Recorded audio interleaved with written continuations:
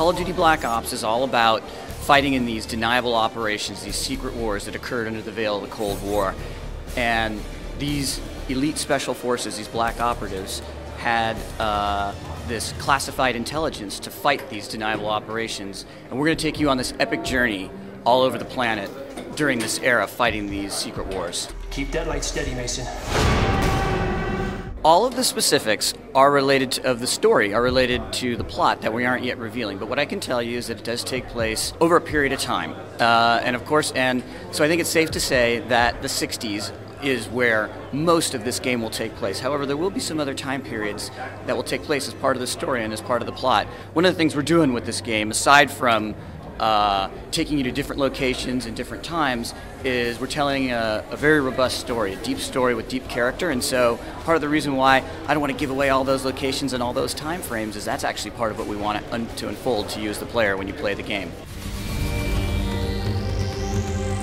With Black Ops, one of the things that we wanted to do was make sure that each level and within the levels, players had a variety of new experiences. So, for example, the level we showed you with Payback starts out, the story there hasn't been revealed to you, but it's very clear that you and Woods have been through it. And you guys come across a Soviet encampment, part of the storyline. You know, what's a Soviet encampment doing there inside of Laos? You get the jump on these guys, on these Spetsnaz, and you basically take their Hind. And one of the cool things about the Hind is, it's basically, it's a Call of Duty vehicle level, helicopter level. It doesn't require training to pick it up. Players are going to be able to pick this up and fly it. And it's basically the biggest, most badass weapon you can imagine, of course, and it's flying. And so we arm you with all kinds of rockets and guns, and you're basically on the way to take out this compound, this Soviet compound that's also stationed behind in Laos there. So it's a lot of fun, and hopefully you guys enjoyed the demonstration with it. After really absorbing what the community has been talking about over the last 3 to 4 years of Call of Duty multiplayer, is we feel like they really want deeper levels of customization. People know how they want to play.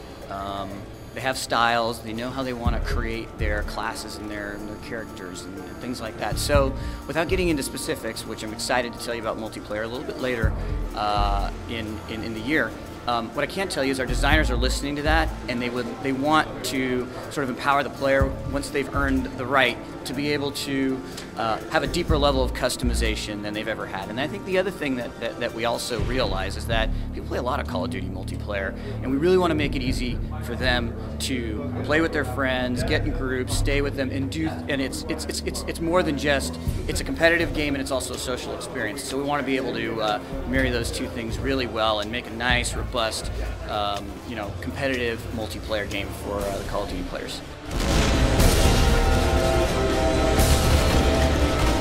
Call of Duty Black Ops coming at you November 9th, 2010 on the Xbox 360, PlayStation 3, Nintendo Wii, and the PC.